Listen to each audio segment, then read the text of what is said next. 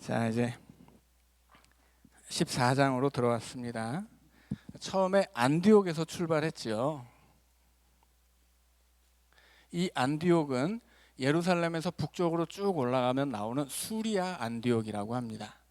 안디옥에서 처음에 배를 타고 구브로, 지금의 키프로스라는 섬으로 가서 복음을 전하고요. 그리고 배를 타고 다시 버가에 도착합니다. 밤빌리아라는 지역에 이제 버가인데, 버가에서 바울이 풍토병을 얻지요. 갑자기 질병을 얻고 쇠약해진 몸을 고치기 위해서 해변 지역과는 전혀 다른 기후의 내륙으로 이제 향하게 됩니다. 그래서 버가에서 간 곳이 갈라디아예요. 갈라디아는 이 버가에서 해변에서 타우로스 산맥을 넘고 지금의 터키 내륙으로 들어가면 그 터키 내륙 중부 지역을 그 시대에는 다 갈라디아라고 불렀습니다. 갈라디아 지역 안에 세 군데, 이 갈라디아는 세 개의 지역이 있는데 그 중에 하나가 비시디아예요.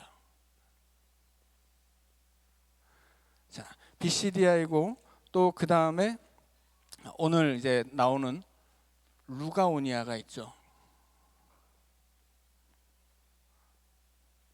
그 다음에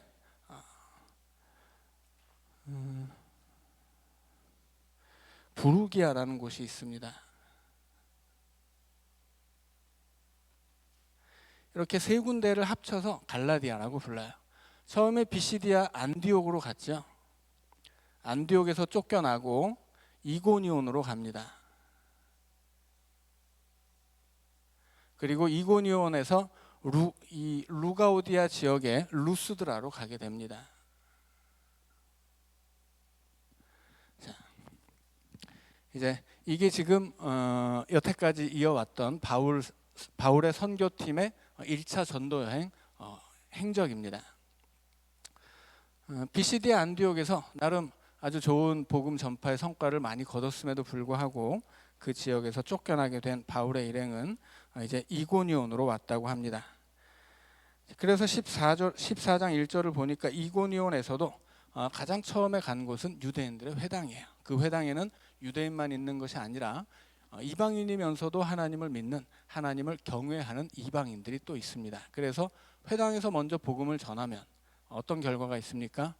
그 중에 복음을 수용하고 예수를 믿게 되는 유대인과 헬라인이 있고, 유대인 중에서는 이것을 안 믿는 사람들은 그냥 안 믿는 것으로 끝나지 않고 막 화를 내고 목숨을 걸고 바울을 죽이려고 듭니다. 왜냐하면 바울이 전한 그리스도의 복음은 유대인들에게는 신성모독이기 때문이에요. 유대인에게 하나님은 유일신인데 하나님의 아들이다라고 말을 하는 순간 유일신이 아니게 되거든요. 우리는 하나님이 예수 그리스도인 것을 알고 있지만 하나님의 아들 예수 그리스도를 얘기하면 그 시절에는 또 다른 신이 있다라고 생각을 하는 거예요. 그래서 유일하신 우리 하나님 말고 하나님의 아들 신이 있다고 하니까 이건 죽여야 되는 신성모독이라고 하는 것입니다. 그래서 유대인들은 사도 바울의 선교팀을 이제 죽이려고 하죠. 그래서 비시디아 안디옥에서 쫓겨나고 이고니온으로 가는데 이고니온에서도 다시 복음을 전하고 결과는 똑같습니다. 자, 그래서 처음에는 유대와 헬라의 허다한 무리가 믿습니다. 자, 그런데 2절에 보니까 순종하지 않는 유대인들이 있습니다. 복음을 받아들이지 않는 사람들이죠. 이 사람들은 이방인들의 마음을 선동해서 형제들에게 악감을 가지게 했다, 이렇게 이야기합니다. 악감을 가졌다는 건 뭐예요? 저놈들 아주 나쁜 놈들이야, 이렇게 욕했다는 거죠. 그리고 거기에 그 선동에 넘어가서 저자들, 그러니까 처음에는 사도 바울의 전도팀이 전하는 복음을 듣고 이걸 뭔가 믿어보려고 하다가 이방인들이 그래, 저놈들 나쁜 놈이었어, 이렇게 생각했다는 겁니다. 그리고 어떻게 됩니까?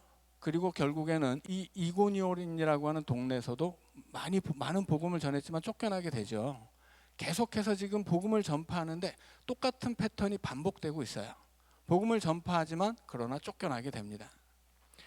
자, 거기서 왜 이런 패턴이 반복되느냐, 이걸 우리가 좀 잘 살펴봐야 되겠습니다.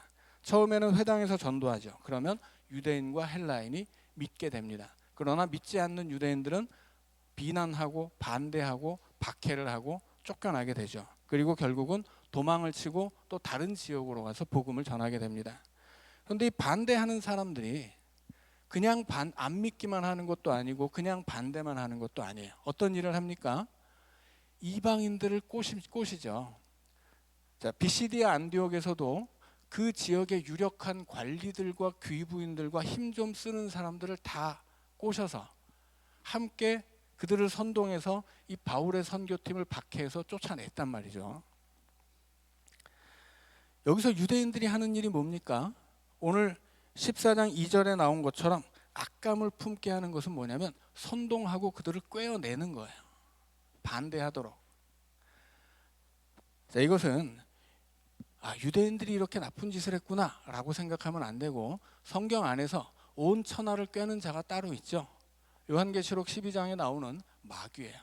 사탄이라고도 하고 옛 뱀이라고도 하는 그 마귀가 온 천하를 꿰는 자입니다. 복음이 전파되는 곳에서 복음이 전파되지 못하도록, 예수를 믿고 구원받지 못하도록 역사를 일으키는 것, 사람의 마음을 유혹하고 꿰어내서 복음을 반대하고 박해하고 거기에 선동되어서 쫓아내게 하는 것, 이것이 바로 마귀의 역사입니다. 어떤 사람들이 그 대다수의 이방인들이 그렇게 그 마귀의 꾀임에 넘어갔다고 하는 거예요. 이건 단순히 유대인들의 선동이 아니라 복음의 역사를 방해하려는 마귀의 꾀임입니다. 그래서 복음의 역사를 반대하는 것, 이후에 사도행전 말고 다른 복음서들을 읽어보면 교회를 유혹하고 교회를 흔드는 또 마귀의 세력이 있죠. 복음을 전파되지 못하게 할 뿐 아니라 예수를 믿고 구원받지 못하게 하고 세워진 교회를 흔들고 분열되게 하는 것, 그 모든 것들이 다 마귀의 역사라고 하는 것입니다. 마귀는 오늘도 우리를 그렇게 꾀요. 그래서 우리를 선동해서 그렇게 마귀의 꾀임에 넘어가면 선동을 당하고, 그리고 같이 모함하게 되고 같이 비난하게 되고 같이 복음을 거부하게 되고 그렇게 된다 하는 것입니다. 마귀 역사라고 하는 것은 복음이 전파되는 곳에서만 있는 것이 아니죠. 많은 이 서신서들을 보면 이제 세워진 교회 안에도 들어가서 마귀가 역사하면 그 교회가 분열되고 교회가 파당을 나눠서 서로를 비방하고 교인들이 이간질 당해서 서로를 미워하고, 이 모든 것들이 다 마귀의 역사예요. 그 마귀의 역사가 사도행전 안에서 계속 반복되고 있다는 것은, 이것은 사도행전에서만 반복되는 것이 아니라 오늘 우리의 삶에서도, 오늘 우리의 교회에서도, 오늘 복음이 전파되는 선교지에서도 이런 역사들이 일어나고 있다는 이야기입니다. 그러나 이 마귀의 역사에 사도들이 잘 대응하죠. 3절에 보니까 사도들의 대응 방법은 세 가지입니다. 첫째는 버티기예요. 두 사도가 오래 있어 라고 이야기하죠. 오래 있는다는 건 뭐예요? 지금 이 유대인들에게 선동당한 많은 이방인들이 사도들을 막 비난하고 모함하고 박해하는데 거기 오래 있었다라고 합니다. 버틴 거예요. 나를 죽이지만 않으면 내가 여기서 떠나지 않고 내가 할 일을 하겠다, 그런 거죠. 버티는 것이 필요합니다. 그 다음은 뭡니까? 버티기 다음에는 빌리기예요. 주를 힘입었다라고 하죠. 주님의 힘을 빌려오는 거야. 내 힘으로 안 되니까. 이 세상에서 나는 한 사람이고 수많은 사람들이 나를 욕할 때 내가 어떻게 수많은 사람을 이기겠느냐 하는 것이죠. 그럴 때 필요한 것이 나의 힘이 아니라 주님의 힘이에요. 그래서 이 사도들은 주님을 힘입어 그렇게 오래 버텼다라고 하는 것입니다. 그 다음에 뭡니까? 담대히 말했다고 하죠. 전하는 거예요. 그들은 버티면서 주님을 의지하고 그 힘을 덧입고서 그리고 자신들이 해야 할 일을 했다라고 하는 것입니다. 세상 누가 자기를 비난하고 모함하고 박해하더라도 버텨서고, 그리고 주님을 의지해서 내가 해야 할 일을 했다라고 하는 거죠. 그러자 어떻게 됩니까? 주님이 도와주세요. 그 사도들을 통해서 표적과 기사가 나타나게 하시고 자기 은혜의 말씀을 증언하셨다, 이렇게 기록합니다. 자기 은혜의 말씀을 증언한 게 누가 한 거예요? 주님이 하셨다고 나와 있죠. 주님이 사도들을 통하여 표적과 기사를 나타내게 하고 주님이 그들을 통하여 자기의 은혜의 말씀을 전하신 거예요.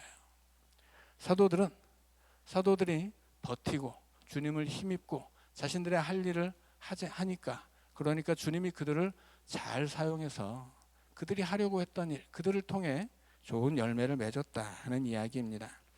그래서 어떻게 되냐면 4절에 보니까 그 성내 무리가 둘로 나누게 됩니다. 한쪽은 유대인을 따르는 자들, 한쪽은 사도들을 따르는 자들. 그 성에서 처음에 복음을 전했을 때 유대인들이 선동해서 모든 이방인들이 이 바울의 선교팀을 비방하고 비난하고 막 반대했었는데, 이제는 어떻게 된 거예요? 그 성의 절반은 구원했다라는 이야기입니다. 거기서 버티고 주님을 의지하고 복음을 전하니까 주님이 역사하셔서 좋은 풍성한 열매를 거두게 하셨다 하는 이야기입니다. 그러나 거기서 끝나지 않죠. 결국은 어떻게 됩니까? 결국은 쫓겨나게 돼요.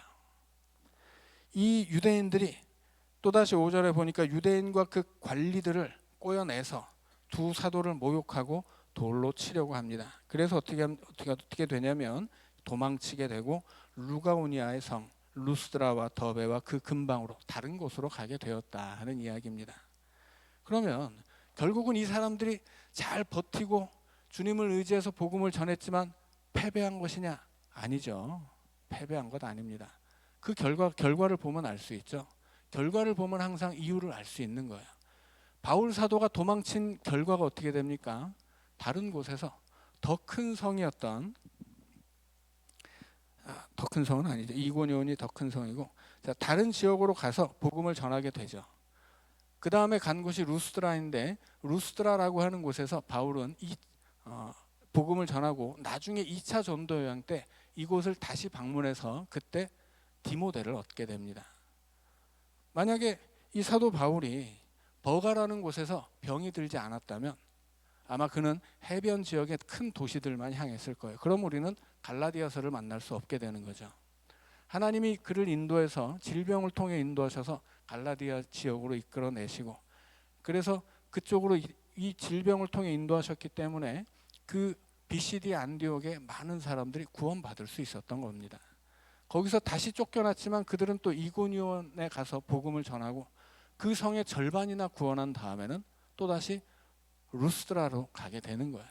거기서 또 복음을 전하고 또 쫓겨나지만, 그러나 그 쫓겨나는 그 걸음걸음마다 그것은 패배해서 쫓겨난 것이 아니고 주님의 인도하심을 따라가는 거예요. 그들이 복음을 전해서 결실을 맺든 아니면 누군가 그들을 박해해서 쫓겨나든, 심지어 이 루스드라에서는 바울이 돌에 맞아서 죽을 뻔한 일도 있습니다. 그러나 그럼에도 불구하고 그 모든 고난 속에서 주님께서 그들을 인도하셔서 그들을 통해, 그들의 고난을 통해 복음의 역사를 이루어 가신다 하는 것을 우리에게 보여주고 있습니다. 결국은 주님의 도우심이라고 하는 것은 표적과 기사가 나타나게 하는 것, 그리고 주님의 은혜의 말씀을 전파하는 것, 거기까지만은 아니라는 것입니다. 결국은 박해를 받고 도망치게 되는 것까지도 주님의 도우심이에요. 왜냐하면 그 도망하는 길을 통해서 예수님은 그들을 다른 지역으로 이끌고 그들을 통해 복음을 전해 들어야 할 사람들이 그들을 만나게 하시기 때문입니다. 그러니 우리는 결과로만 모든 것을 알 수는 없다고 하는 거예요. 좋아 보이는 일도 나쁜 일이 될 수 있고 나빠 보이는 일도 좋은 일이 될 수 있는데, 결국은 우리가 그 모든 일을 주님께 맡기면 주님의 손에서 그것은 다 버릴 것 없는 합력하여 선을 이루는 일들이 된다는 이야기입니다. 그래서 주님의 도우심은 표적과 기사 혹은 말씀이 전파되는 열매, 여기서 끝나는 것이 아니고, 설사 그들이 패배하는 것처럼 보여도, 도망치는 것처럼 보이는 그 길에서도 거기에도 주님의 뜻이 있다. 거기에도 주님의 섭리가 있어서 주님은 그 걸음걸음들을 통해서 지금 주님의 계획을 이루고 복음을 성취하고 있다라고 하는 것입니다. 그러니 우리의 인생에서도 마찬가지죠. 나쁜 일도 있을 수 있어요. 실은 좋은 일보다는 나쁜 일이 훨씬 많죠. 힘든 일이 더 많고. 그렇지만 그 모든 일들이 우리의 패배일지언정 우리가 믿는 주님의 패배는 아니라고 하는 것입니다. 우리에게는 나쁜 일이라도 그것을 주님께 맡기면 모든 것을 합력하여 선하게 이루어 주시는 하나님의 손 안에서 그것은 선한 열매로 나타난다 하는 것입니다. 이제 그들이 그렇게 쫓겨나지만 또 새로운 인도함을 받아서 루스드라에 가게 돼요. 루스드라에 가니까 베드로와 요한이 성전 앞에서 만났던 안진뱅이처럼 그렇게 날 때부터 걷지 못하는 사람을 만나게 됩니다. 8절에 보니까 그는 발을 쓰지 못하는 한 사람인데 나면서부터 걷지 못하게 된 사람이기도 하고 걸어본 적이 없는 자다, 이렇게 이야기하죠. 3번이나 반복해서 설명하는 이유가 뭡니까? 이건 절대 고칠 수 없다, 그런 얘기예요. 절대로 못 고치는 사람인데 그럼에도 불구하고 바울이 그를 주목하여 보고 구원받을 만한 믿음이 있는 것을 그에게서 보고 큰 소리로 네 발로 일어나라 막 외쳤다고 합니다. 그래서 그 사람이 이제 일어나 걷게 됐어요. 베드로가 손을 잡아서 일으키고 예수의 이름으로 걸으라고 할 때 나면서부터 못 걷게 되었던 그 안진뱅이가 일어났듯이 여기서 사도 바울도 베드로 사도와 똑같은 기적을 일으킵니다. 그래서 이 사도행전에서 누가는 베드로도 대단한 사도이지만 사도 바울 역시 사도였다라고 이야기하는 거예요. 그래서 오늘 본문에서 바울과 바나바 역시 두 사도라고 이야기합니다. 자, 드디어 이제 사도행전 안에서 사도로서 누가에게 인정받는 바울을 통해서 이제 베드로가 일으켰던 기적이 이곳에서도 이제 일어나게 되었다 하는 것입니다. 그런데 이제 그 결과가 재밌죠. 이제 11절에 보니까 그 루스드라의 사람들이 바울이 이 나면서부터 안진뱅이였던 절대로 고칠 수 없는 사람을 일으키는 것을 보고 난리가 났습니다. 그래서 갑자기 루가우니아 방언으로 소리를 질렀다고 합니다. 그러니까 평소에는 안녕하세요, 뭐 잘 지내셨어요 이렇게 얘기하다가 바울이 안진뱅이를 일으키니까 아따 이것이 무엇이야 뭐 이렇게 자기들 쓰던 사투리가 나온 거예요. 그러면 우리는 뭐 전라도 방언은 서울 사람들이 뭐 다는 못 알아들어도 한 80%는 알아듣잖아요. 그런데 이 루가우니아의 방언은 바울과 바나바는 알 수 없는 이야기입니다. 그러니까 지금 이 안진뱅이를 일으킨 다음에 이 성 안에서 무슨 일이 일어나고 있는지를 바울과 바나바가 모르고 있었다는 뜻이에요. 근데 그들이 뭘 하고 있냐면 이 사람들이 이 신들이 사람의 형상으로 우리 가운데 내려오셨다 이렇게 이야기합니다. 어떤 신이냐면 바나바는 제우스, 바울은 헤르메스라고 이야기합니다. 이 제우스는 그리스의 그 신들 중에 12신이 있는데 그 중에 가장 주신이 제우스고 헤르메스는 제우스의 아들이자 그의 대변인입니다. 전령으로 일하기도 하죠. 그리스 신화를 보면 그래서 이 제우스는 주신이기 때문에 뭐 어떤 글이나 그림 속에서도 가장 멋있게 나옵니다. 그리스의 신들은 다 사람의 형상을 하고 있잖아요. 사람 중에서도 굉장히 덩치도 크고 키도 크고 멋있는 사람이 제우스예요.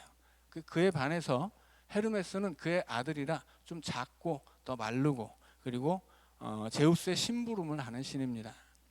그러니까 사도 바울이 고린도 후서 10장 10절에 보면 사도 바울의 외모에 대한 평가가 있어요. 사도 바울을 비난하는 사람들이 사도 바울은 뭐 그 사람 글 쓴 거를 보면 좀 대단한 것 같은데 실제로 만나보면 이 사람 뭐 키도 작고 별 볼 일 없는 사람이다 이렇게 이제 얘기를 하거든요. 이 루스드라의 사람들이 보니까 바나바는 풍채도 좋고 멋진 사람이고 사도 바울은 외모가 좀 별 볼 일 없었습니다. 전설에 의하면 사도 바울은 키도 굉장히 작고 안지를 고질병으로 앓고 있어서 항상 이제 눈에서 진물을 흘리고 있었다고 합니다. 그리고 머리가 대머리였다고 해요. 그러니까 외모로 보면 이 사람은 키도 작고 삐쩍 말라 있고 항상 눈에서는 진물이 흐르고 머리는 이렇게 대머리인데 그 시절에는 이 머리가 대머리인 사람들은 좀 이렇게 신에게 저주를 받은 사람으로 여겼어요. 왜냐하면 이렇게 정상적이 아니었기 때문이죠. 그래서 이 기적은 바울이 일으켰는데 이 칭찬은 누가 받는 거예요? 멋지게 생긴 바나바가 받고 있는 겁니다. 이 루스드라 사람들이 그래서 기적을 일으킨 바울은 제우스의 아들 헤르메스라고 하고 그 옆에 서서 무게 잡고 있는 바나바는 제우스라고 하고 여튼 신들이 우리 동네에 오셨으니 우리가 섬기자 이렇게 난리가 났다고 하는 것입니다. 이 그 로마의 어떤 시인이 이 갈라디아의 부르기아라는 지역에, 이 갈라디아의 세 지역이 있는데 부르기아라고 하는 지역에 있는 전설을 기록한 책이 있습니다.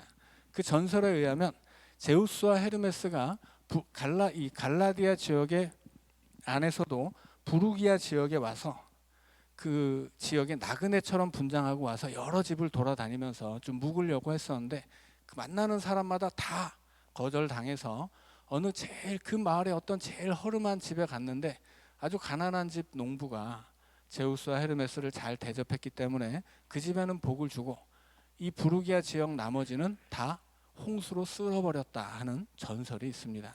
그러니까 이 루가우니아 지역의 루스드라 사람들이 이 전설을 알고 있는 사람들이에요. 그리고 실제로 시외에서 제우스와 헤르메스의 신당이 있었다고 하죠. 이 동네 루스드라 사람들은 그 성의 신으로서 제우스와 헤르메스를 섬기고 있었습니다. 그런데 지금 안진뱅이가 일어나는 기적을 일으키니까 야, 신들이 우리 동네에 오셨는데 우리가 저 부르기아 사람들처럼 어리석게 그 신들을 대접하지 않으면 우리 마을도 홍수로 쓸려가겠다 이렇게 생각을 했던 것 같습니다. 그래서 이제 신전에서 제사장들이 소와 꽃들을 동원해서 이제 이 두 사도를 섬기려고 온 거예요. 그 사이에 이 사도들은 복음을 전하고 있었던 것 같은데 난리가 난 동네에서 사람들이 그 제우스 신전의 제사장들을 데려와서 소를 끌고 오고 꽃을 준비해서 막 뿌려가면서 이 사도들을 이제 경배하려고 했다는 것입니다. 그래서 이제 이 루가우니아 방언으로 사람들이 막 소리를 치면서 신들이 우리에게 오셨다 할 때는 뭔지 모르고 있었는데 이제 이 사람들이 하는 것을 보고 이들이 뭘 하려고 하는지를 알게 되었다는 거죠. 그래서 어떻게 합니까? 두 사도가 이 사람들이 하는 것을 보고서는 옷을 찢고 그리고 소리를 지릅니다. 여러분이요, 어찌하여 이런 일을 합니까? 우리가 이런 헛된 일을 하지 말자고 복음을 전하는 것입니다. 우리 같으면 우리는 아닐 거예요. 세상 사람들 같으면 누가 내가 안 한 일이라도 내가 했다고 오해하고 나를 막 칭찬하고 박수쳐 주면 그것이 아닌 걸 알아도 좀 이렇게 가만히 있기 쉽습니다. 누가 나를 높여주고 나한테 박수 쳐주는데 내가 굳이 아니라고 할 필요는 없잖아요. 누가 나를 막 칭찬하고 잘한다 하면 가만히 잠깐 이렇게 내가 아니라고 할지라도 잠깐 좀 이렇게 즐기다가 그건 좀 아닌데요 이렇게 말할 수 있는데 이 사람들은 어때요? 깜짝 놀라서 옷을 찢습니다. 옷을 찢는다는 것은 유대인들에게는 슬픔의 표현이에요. 애통의 표현입니다. 그래서 너무 마음 아픈 일이 있을 때, 예를 들어서 자기 나라가 멸망해서 바벨론으로 잡혀가게 되었을 때 이스라엘 사람들은 옷을 찢고 슬퍼합니다. 지금 사도 바울과 바나바는 누군가 자기를 높여주려고 할 때 기분이 좋지 않았다고 하는 거예요. 오히려 마음 아파합니다. 그리고 어떻게 합니까? 소리 지르죠. 이런 일 하지 말라고. 우리 같으면 우리는 그러지 않죠. 세상 사람들 같으면 왜 나를 높여주지 않냐고 소리를 지릅니다. 하다못해 무슨 어디 슈퍼에라도 가서 이렇게 물건 사면 누가 나한테 잘못하면 막 거기서도 갑질하는 게 요즘 뉴스에 많이 나오잖아요. 여튼 조금만 나를 높여주지 않으면 소리 지르고 왜 나를 높이지 않냐고 화를 내는 세상인데 이 사도들은 자기를 높여주니까 소리 지릅니다. 나를 높이지 말라고. 그리고 뭐라고 합니까? 이런 헛된 일을 버리라고 하죠. 뭐가 헛된 거예요? 성경 안에서 헛된 일은 항상 우상 숭배입니다. 그런데 여기서 바울에게 우상 숭배만 헛된 게 아니죠. 바울이 자기 자신을 높여주는 것을 헛된 일이라고 생각하는 거예요. 여기서 헛된 일은 두 가지라고 하는 것입니다. 그들의 우상 숭배도 헛된 일이지만 바울이 높여지는 것도 헛된 일이에요. 지금 이 루스드라의 사람들은 안진뱅이를 일으키는 기적을 통해서 이것을 바울의 능력이라고 본 거예요. 그런데 바울은 이건 내 능력이 아닌 걸 알죠. 그러니까 자기 능력이 아닌데 자기가 높여지면 안 되는 것입니다. 그래서 이런 헛된 일 하지 말라고 마음 아파하고 소리치고 복음을 전하죠. 결국 이 안진뱅이를 일으킨 것은 예수 그리스도의 능력이에요. 그럼 바울의 능력은 무엇입니까? 바울에게도 능력이 있는데 그의 능력은 겸손이에요. 겸손의 능력이 바울에게 있는 것입니다. 병자를 일으키는 것은, 안진뱅이 일으킨 것은 주님의 능력이고 바울의 능력은 겸손한 거예요. 그 겸손의 능력이 예수 그리스도의 영광을 드러내고 그 겸손의 능력이 그리스도의 복음을 전파하는 것입니다. 내가 높아지는 곳에서는 절대로 예수님이 높아질 수 없기 때문이죠. 그러니까 바울은 자기 분수를 아는 사람입니다. 자기가 그렇게 높여지면 안 된다는 것을 알고 있는 사람이죠. 근데 사람의 마음속에는 높아지고 싶은 마음이 있어요. 에덴 동산에서 마귀가 뱀의 껍데기를 쓰고 와서 뭐라고 유혹해요? 네가 이거 먹으면 너 하나님처럼 되는 거야. 이렇게 유혹합니다. 사람은 하나님 아래 있었어도 하나님이 창조하신 모든 세상의 위에 있는 존재였어요. 하나님을 대신해서 이 세상을 다스리는 존재거든요. 그런데 그럼에도 불구하고 그 어리석은 사람은 한 칸 더 높여서 하나님의 자리마저 차지하려고 합니다. 그것이 사람의 마음속에 있는 교만이에요. 죄악의 근본이라고 하는 거죠. 죄악의 근본은 욕심과 교만입니다. 더 가지려고 하는 것, 그것이 욕심이고 더 높아지려고 하는 것, 그것이 교만이에요. 마귀의 역사는 뭐예요? 우리를 높여주는 것입니다. 세상에서 내가 높아지는 것은 성공이 아니라는 것입니다. 그것은 마귀의 역사예요. 내가 높아지는 곳에서는 나 말고는 다 낮아지는 것이고 내가 높아지는 곳에서는 절대로 예수님이 높아질 수 없는 것입니다. 그런데 지금 이 루스드라 성의 사람들이 기적을 일으키고 복음을 전파하려는 바울을 시험한 것입니다. 바울은 그 이고니온에서 어떻게 됐어요? 돌에 맞아 죽을 뻔합니다. 그리고 루스드라에 와서는 실제로 돌에 맞아 죽을 뻔했어요. 그런데 바울에게 더 위험한 것은 그를 높여주는 일입니다. 사람이 누군가 나에게 막 돌을 던지고 나를 비난할 때는 우리가 어떤 어려운 문제를 당할 때는 믿음이 흔들리지 않습니다. 오히려 어려운 문제 때문에 더 믿음을 굳게 하고 더 하나님을 붙잡고 더 의지할 수 있어요. 그런데 일단 내가 높아지기 시작하고 뭐 일이 잘 풀리기 시작하고 뭐 문제거리가 없게 되면 그때부터 사람은 믿음에서 멀어지고 나를 높이기 시작한다고 하는 거예요. 그러니까 사도 바울은 복음을 전하면서 위험에 처하게 되는데 단순히 돌에 맞는 것만 위험이 아니라고 하는 거죠. 오히려 어떤 면에서는 이렇게 사람들이 자기를 칭찬하고 박수 쳐주고 예수 그리스도의 능력을 마치 자기의 능력인 것처럼 그렇게 높여줄 때 그것이 바울에게는 훨씬 더 위험할 수 있다는 것입니다. 오늘 우리도 마찬가지예요. 그것이 목사들도 그렇죠. 목사들도 누가 막 이렇게 막 착 떠받들어주면 그렇게 교만해지기 쉽거든요. 그래서 우스갯소리 할 때 집사님이 천국 가면 예수님이 아주 굉장히 막 박수 쳐주고 환영하는데 목사님이 천국 가면 버선발로 뛰어나와서 맞이해 준다는 얘기가 있습니다. 목사들이 천국 가기 쉽지 않다는 거예요. 하도 사람들이 높여주니까 교만해가지고 다 거기 걸려 넘어져서 지옥 간다는 거죠.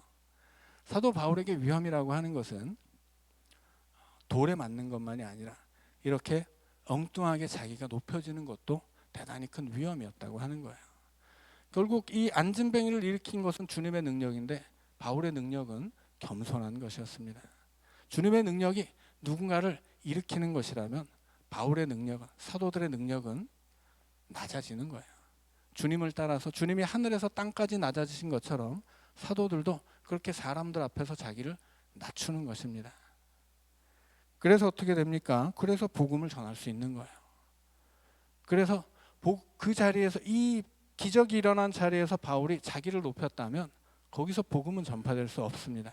그러나 바울과 바나바가 이 사도들이 자기를 낮추었기 때문에 그곳에서 복음이 전파될 수 있었던 것이고 이 사도들의 낮아짐을 통해서 예수 그리스도가 높아질 수 있었다 하는 이야기입니다. 오늘 우리들도 우리가 살아가는 곳에서 교회뿐 아니라 우리의 가정에서도 또 우리가 일하는 일터에서도 내가 세상에서 만나는 사람들 사이에서도 나를 높이는 것을 즐겨하는 사람들은 결국 교만에 빠질 수밖에 없습니다. 누가 왜 나를 높여주지 않는가?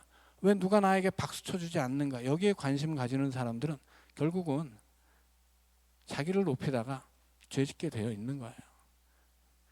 그런 사람들은 절대로 복음을 전할 수도 없고 하나님의 높으심을 드러낼 수도 없다 하는 것입니다.